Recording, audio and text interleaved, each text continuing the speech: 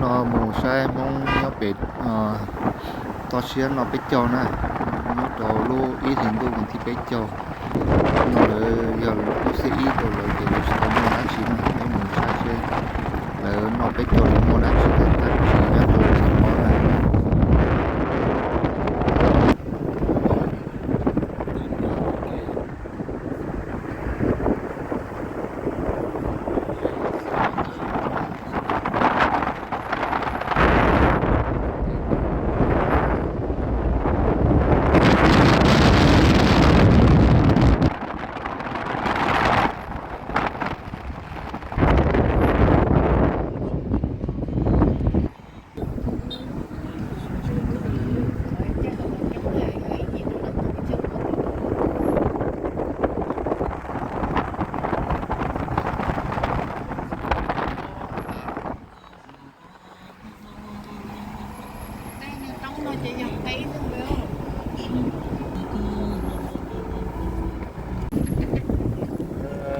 nó bị trâu chung nó là trên mặt tàu thôi.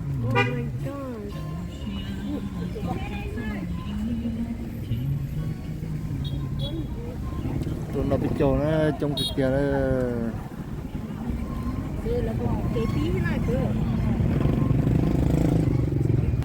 stop bỏ mong quá nè mong tụi nó bị trâu giờ lũ đòn mong nè mong trâu hả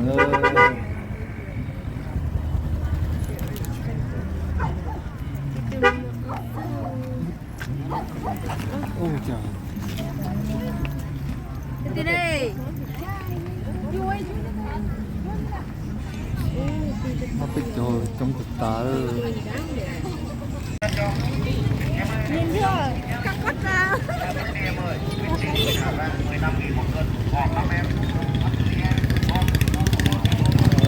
mong nó bị trâu tôi sẽ giờ cứ tin nó chạm không nhớ đồ Việt Nam nó bị trâu này nó tới rồi siêu y rồi ai à nó bây giờ siêu y này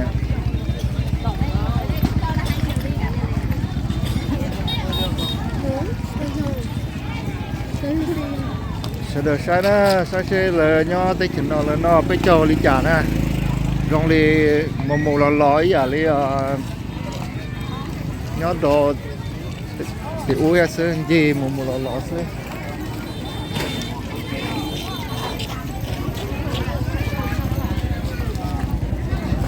nó náo vàng nó bị trâu vậy chỉ một lò lói à thôi nhớ thì uống nó chủ lại phô thế nè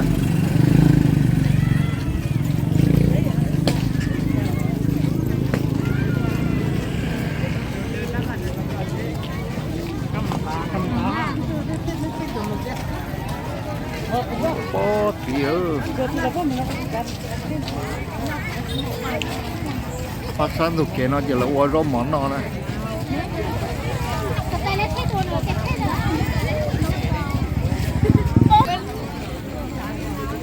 là cô chị công ty tay chị gai tay nó này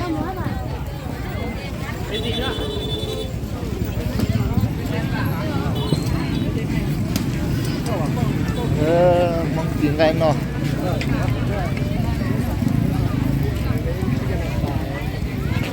phải lông mỏ rồi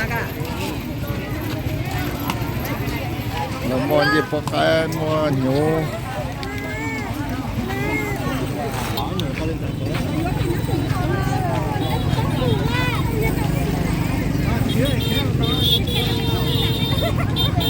trong ở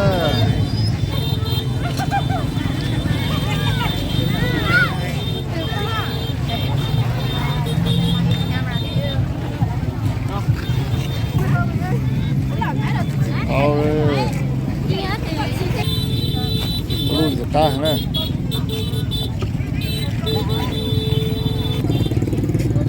mà mua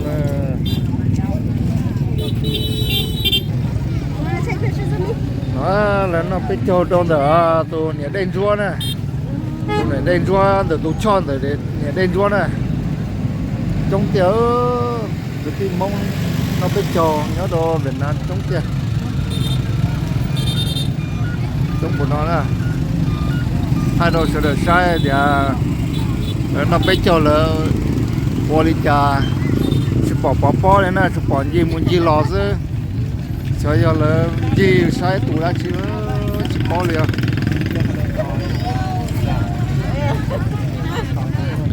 đây bây giờ món mì cà nó bao giờ to nó biết cho chứ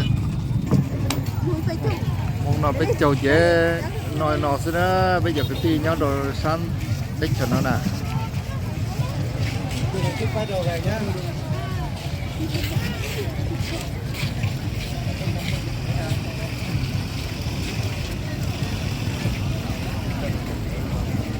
nó nói tụ cho là đồ tụ đen ruộng nè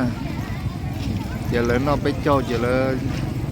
tua hoàn toàn nó mua khủng chứ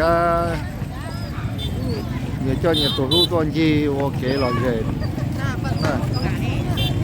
giờ tụ nói là tụ đen ruộng nè tụ đen ruộng nhau nè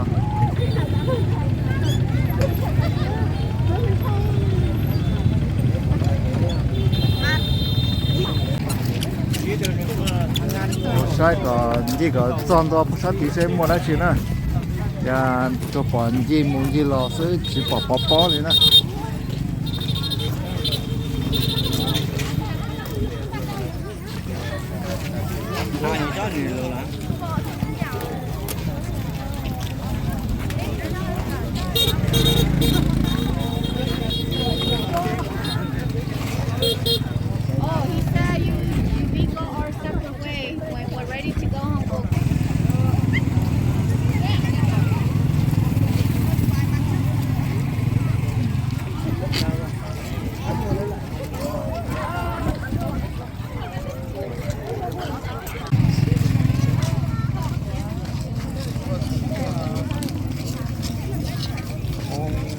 Việt Nam nó biết cho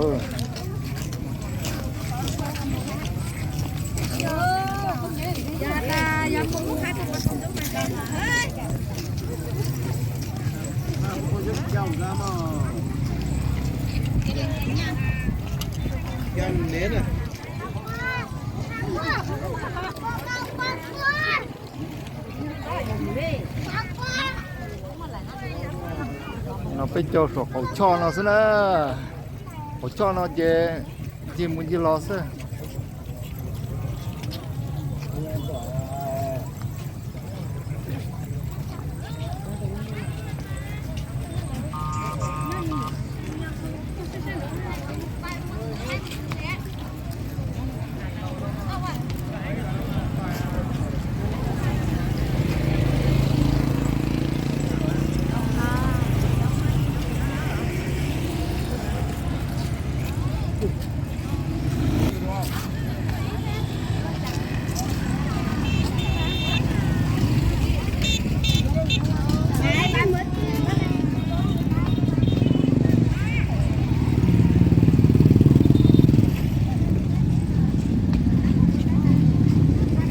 nên chỉ cái tin cha mong nhá là nó biết cho chị là nó xin này tôi về tôi kể cho bé don đá giờ đi thầu là 1 July 4 xin này tôi chỉ bỏ là chỉ bỏ là quá chi thì là mình chỉ ta là gì do khủng non dâu thì tôi kể cho bé don đá xin này rồi là nhoi lúc đấy chờ nhiều cho nhiều có cái rồi là cô nào có giờ trong con nó đầu to đó mà là chỉ bỏ này nè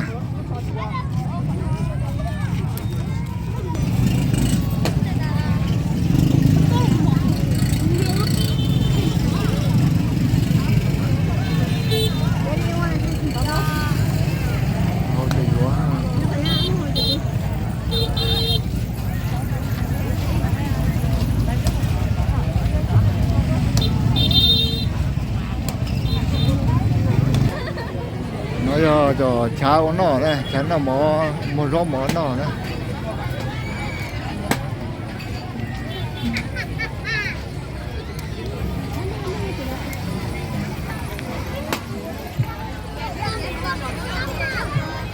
nó châu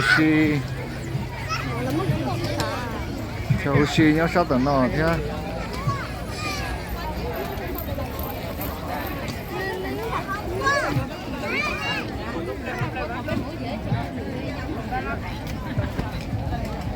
châu xi lên đầu cột bông này nữa nè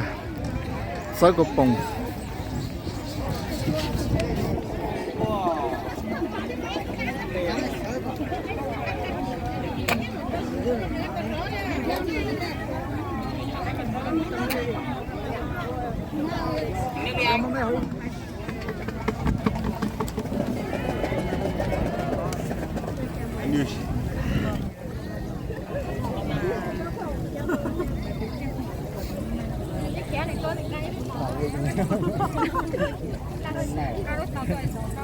cái này đánh nhau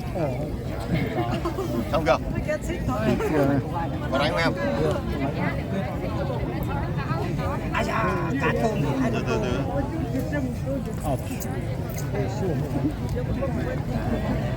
đấy chia nhau nó là cho tôi lùa tôi tự nhiên này để cho đó một khẩu thì cho lấy cho nhiều ăn chín nữa chỉ bay này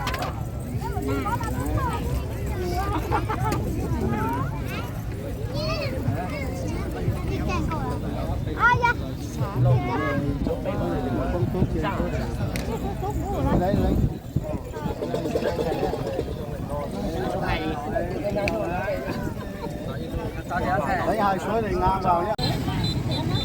cô tua chân bờ lồng thế nè qua châu xi chân bờ lồng tối cho ta lẩu nó để mua là để không bỏ nhé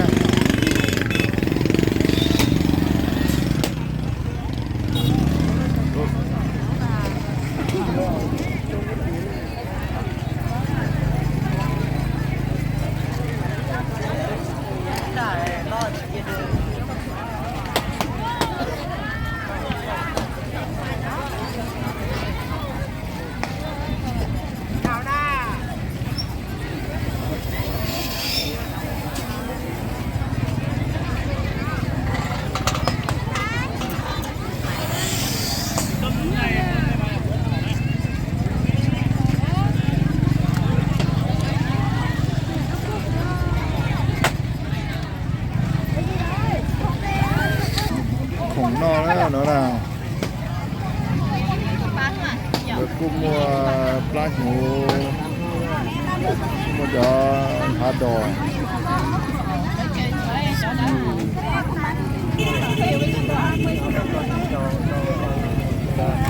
mua khủng non đâu già thế này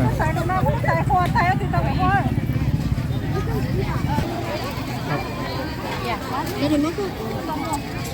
Mẹ lưới này mẹ ơi. 4 cái này nữa. Cái này.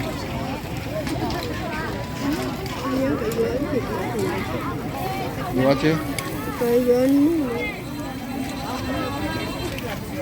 em ngon thì mua không ngon thì thôi cứ anh cân cho em ơi để thấy 50.000 nhá một quý đi em ơi quý sim quý Hà Giang 15.000 một cân ngọt lắm em ăn thử đi em ngon thì mua không ngon thì thôi cứ anh cân cho em ơi để thấy 50.000 nhá rồi vô mà món nọ một quý đi em ơi quý sim quý Hà Giang 15.000 một cân ngọt lắm em ăn thử đi em ngon thì mua không ngon thì thôi cứ anh cân cho em ơi để thấy 50.000 nhá một quý đi em ơi quý sim quý Hà Giang 15.000 một cân ngọt lắm em ăn thử đi em ngon thì mua không ngon thì thôi cứ anh cân cho em ơi để thấy 50.000 nhá một quý đi em ơi quý sim quý Hà Giang 15.000 một cân ngọt lắm em ăn thử đi em ngon thì mua không ngon thì thôi em ơi để thấy 50.000 nhá một quý đi em ơi quý sim quý Hà Giang 15.000 một cân ngọt lắm em ăn thử đi em ngon thì mua không ngon thì thôi cứ anh cân bằng 15.000 một cân ngọt lắm em ăn thử đi em, ngon thì mua không ngon thì thôi, đưa anh cân cho. Em ơi để thấy 50 nghìn nhá. cái tua đồn đã Ngon đi em ơi, quýt xịn quýt Hà Giang 15.000 một cân, ngọt lắm em. Ăn thử đi em, ngon thì mua không ngon thì thôi, đưa anh cân cho. Em ơi để thấy 50 nghìn nhá. Ngon quýt đi em ơi, quýt xịn quýt Hà Giang 15.000 một cân, ngọt lắm em. Ăn thử đi em, ngon thì mua không ngon thì thôi, đưa anh cân cho. Em ơi để thấy 50 nghìn nhá. Một quýt đi em ơi, quýt xịn quýt Hà Giang 15.000 một cân, ngọt lắm em. Ăn thử đi em, ngon thì mua không ngon thì thôi, đưa anh cân cho. Em ơi để thấy 50 nghìn nhá. Xịn quýt Hà Giang 15.000 một cân, ngọt mình lắm cả em. bỏ kinh nhá Ăn thử đi em, ngon thì mua không ngon thì thôi. ôi em muốn mình cả tôi mà bỏ kinh nhá Quýt xịn quýt Hà Giang 15.000 một cân, ngọt lắm em.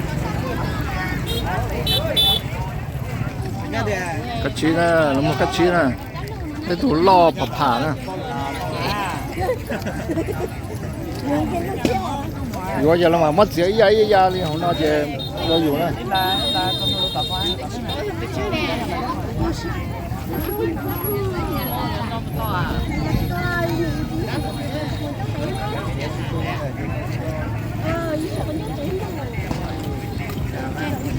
Banyak. Nhưng nó lừa mùi vào cái chi bên nó cái xe này ông muốn nhìn để cháu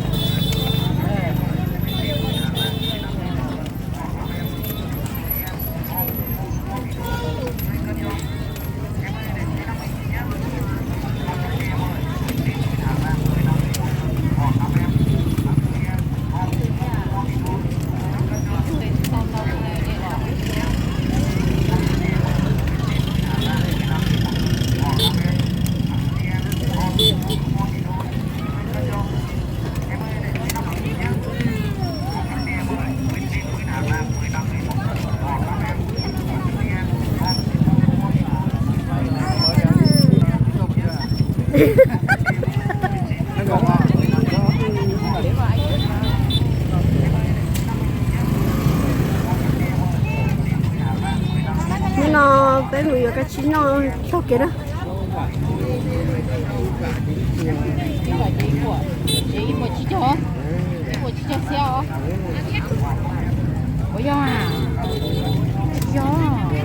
Daddy, you gotta look over there.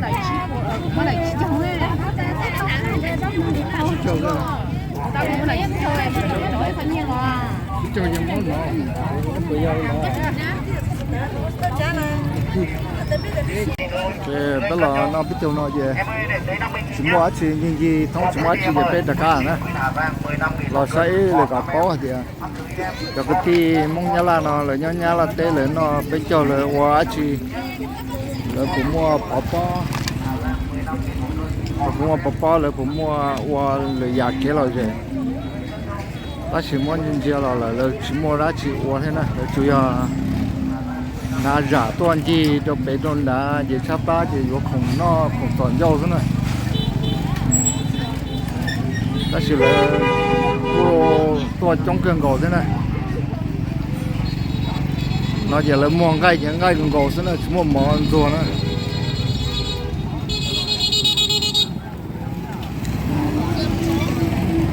cái gì không để bé tất cả là bé chế bé một lượng khó này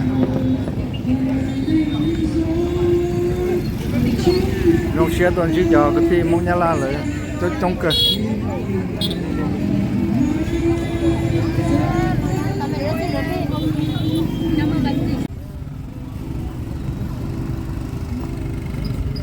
rồi ilu giò mong là nó biết chỗ này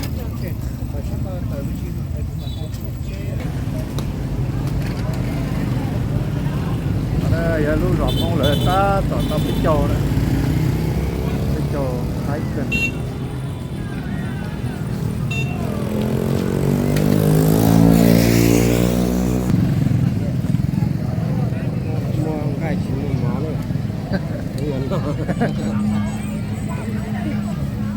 nó rồi món nó bé cho nó po sụt trong này còn nó giờ là qua bé cho oxy rất là chỉ bỏ này oxy đó phải nói giờ là tới không oxy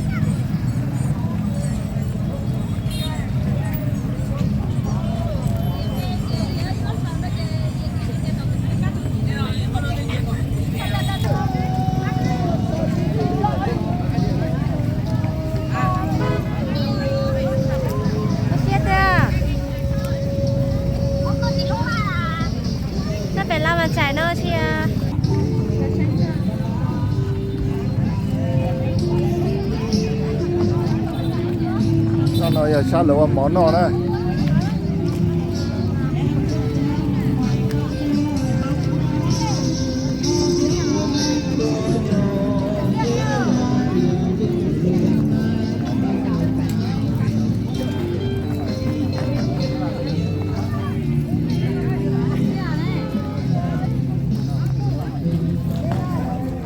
rồi trời mặt trời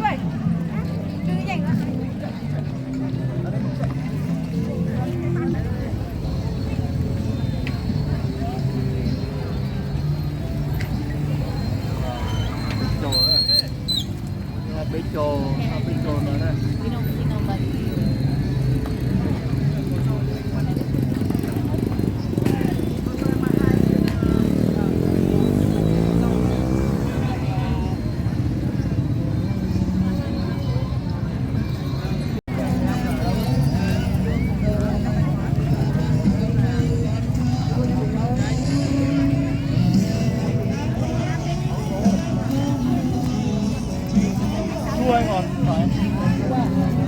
nó bây giờ này thì cái này cho mong nó đồ xanh la rồi nó bây giờ chỉ là ori nó thế này lúc rồi từ là những ý ảnh rồi nè đấy cũng một thô upload rồi rồi nó bây giờ của ý ảnh rồi nó sẽ rồi nó ra toan gì đồ bé tôn đá thế này tôn đá tôn bé về trap lá về vô cùng toàn dâu thế này giờ là giọt ta la mòn gai nó là cùng mòn gai thứ này chúng một món ruột nàyนี่ครับแล้วยังจริงก็ได้ชิมาแล้วชิมว่าหมอนส่วนนะก็ต่อน้องไก่ใช่ไหม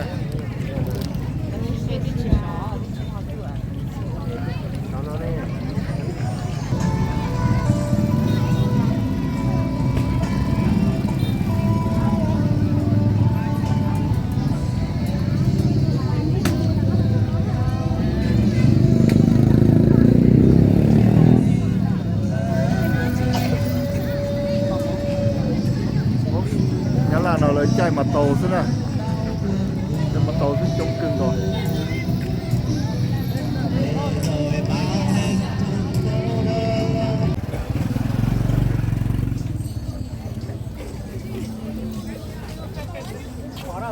Trên này không có đâu, trên này nó có nhưng kia không ngon.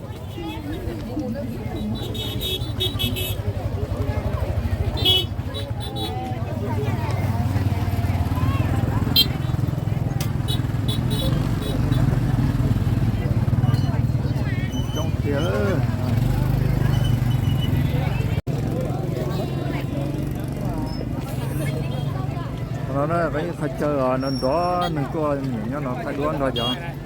mong là ngay giờ rau pa nó tôi cho nó giờ tôi thay đoán thôi chứ là mong mình chỉ nhia chép rồi là nè giống như thay mong là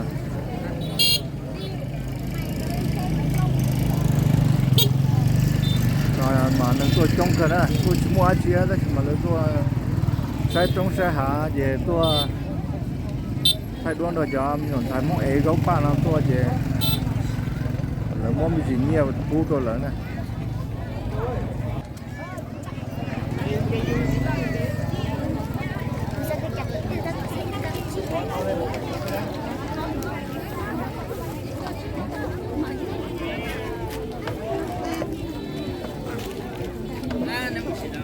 chụp nữa à?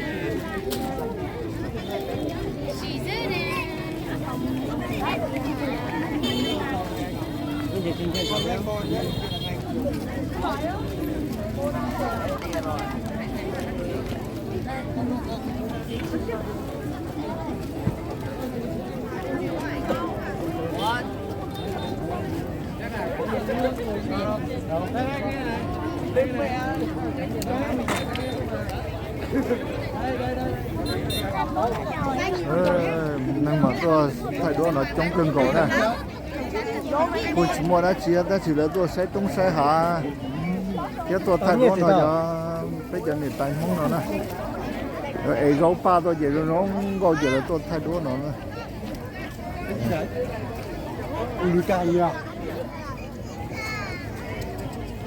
Trong cơn gỗ.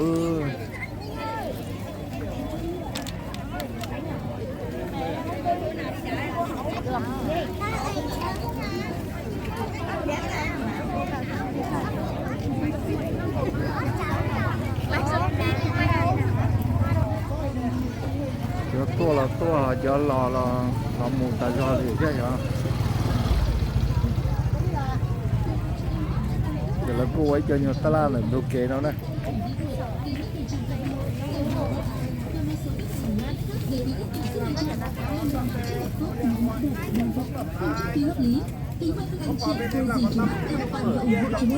Kính chúc mọi người có một chuyến đi chơi vui vẻ và được ý nghĩa. Xin chân thành cảm ơn. Nó ta cứ ra. Quầy hàng lưu niệm kỷ niệm giúp cùng mã Hà Giang xin kính chào quý khách. Tại đây có bán các loại đồ gỗ.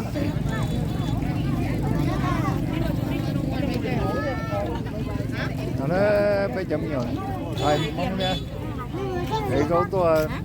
thay đổi nè.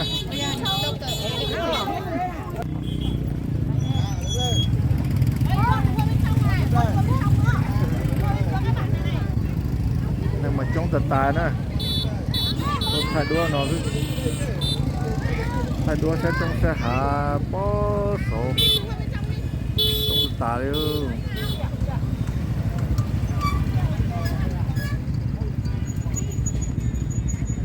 thế bà biển nói gì mua chỉ mà thay đua nữa này trong tà nữa chỉ một chơi để chơi á chỉ một cái mồ đấy à một cái mồ đấy ơ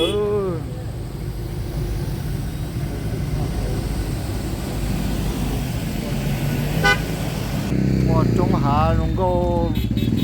bó số tên nó nè